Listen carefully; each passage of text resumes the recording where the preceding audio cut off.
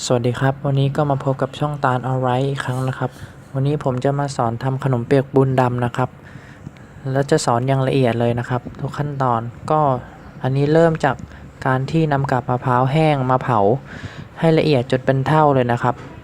แล้วก็ต้องเผาให้ทั่วนะครับอันนี้จะสังเกตได้ว่ายังมีบางชิ้นที่ยังเผาไม่ทั่ว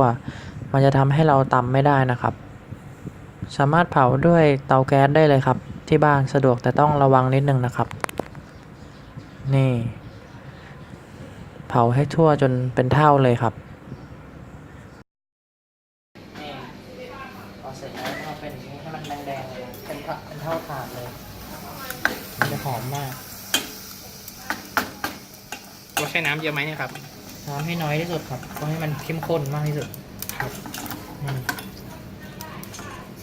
อันนี้เหมือนจะยังไม่ได้เพราะยังมีอยู่ขาวอยู่จากนั้นเราก็นำกาบมะพร้าวที่เผาจนเป็นเท่าให้หมดแล้วนะครับมาตำกับครกให้ละเอียดเลยพยายามตำให้ละเอียดให้มากที่สุดแล้วก็มันจะมีสังเกตได้ว่ามีบางชิ้นที่ยังเผาไม่เป็นเท่าทั้งหมดเราก็ต้องเอาออกนะครับไม่งั้นเราจะตำไม่ได้แล้วก็กรองไม่ได้ครับจากนั้นเราก็ตำเสร็จแล้วก็นำมากรองด้วยผ้าขาวบางประมาณ2 ครั้งนะครับพยายามกรองให้ได้มากที่สุดนะครับแล้วก็ใช้น้ำที่กรองจากน้ำที่แช่จากการเผาเมื่อสักครู่นะครับนี่กรองจนได้อัตราส่วนที่ต้องการนะครับ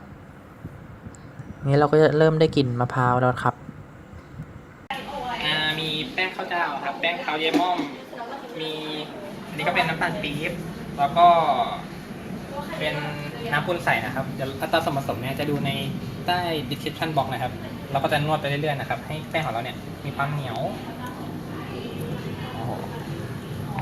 ลองล้างมือให้สะอาดก่อนนะครับก่อนจะมานวดทุกครั้งอันนี้ก็โชคดีนะครับได้มาอยู่ในคลิปของเชฟตาล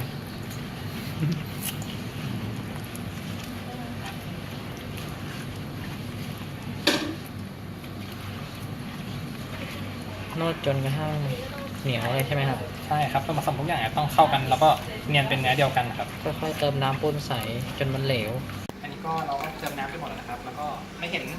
น้ำตาลเป็นเม็ดๆนะครับถ้าเกิดมีเนี่ยเราก็ขยำไปเรื่อยๆให้มันแตกให้หมดนะครับนี่ไม่มีละแล้วเราก็ไม่มีน้ำตาลใช่ครับแล้วก็เอากระทะทองให้แห้งใช้ไฟแรงในการกวนแล้วเราต้องใช้ไฟแรงตลอดการกวนเลยเหรอครับเราเริ่มข้นแล้วก็ลดเป็นไฟกลางนะครับนี่กวนจนส่วนผสมเริ่มข้นแบบนี้นะครับเดี๋ยวสักพักแล้วก็จะเริ่มใส่สีกันแล้ว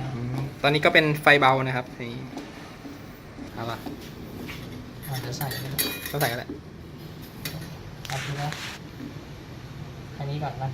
ต้องสองช้อนก่อนแล้วนะทำสุดเลย2 ช้อนประมาณนี้เราก็ค่อยสังเกตสีนะครับว่าสีมันจะแบบต้องการที่เราต้องการหรือยังเฮ้ยมันสวยอยู่นะครับใช่เรามีวิธีเช็คการสุกไหมครับสุกก็คือจะเริ่มไม่ติดกระทะใช่แล้วก็ตัวแป้งของเราเนี่ยครับนะครับ เวลายกขึ้นมาก็แบบจะใส่นะครับตัวเวลายกขึ้นมาเราจะเห็นว่ามันใสๆนี่ยังครับเริ่มนะครับหลังจากที่เราได้ตัด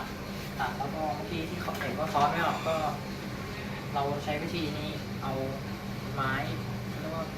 ไม้พลาสติกนี่ใส่อย่างนี้เลยง่ายกว่าเยอะแล้วก็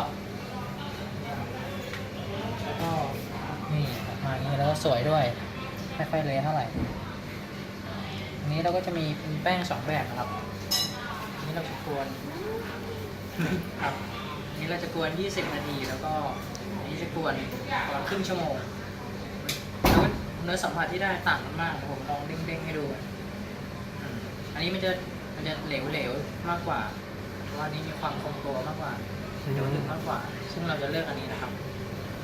คือจะดีกว่าเดี๋ยวเราจะลองชิมกันเลยดีกว่าอันนี้เป็นแบบ20 นาทีจะออกเหลวๆหน่อยออกจะเละ